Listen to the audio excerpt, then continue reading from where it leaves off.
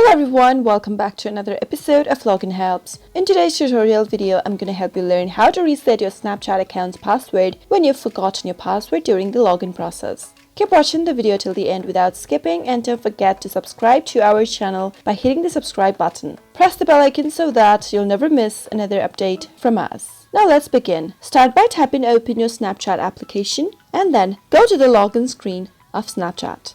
Enter your username or your email in the first text field. Now, go and enter your password like you normally do if you remember your password during the process. In case you don't remember your password and don't know what to do next, tap on Forgot Your Password link and from the pop-up, choose how would you want to reset your password. You can choose from via phone option or via email option. Let me tap on via phone option. After you do that, on the next page you'll need to enter your phone number. Once you do that, tap on continue. Wait for a code to be received by your phone number via SMS, and soon after it does, you'll end up in the next page. On the next page, you can go ahead and type in the password you want to reset to. If you want to reveal your password before moving on to the next field, tap on the show button at the right corner. Now, go ahead and enter the password one more time in the next field. Once it says strong at the bottom, tap on submit. And with this, your password for your Snapchat has been reset.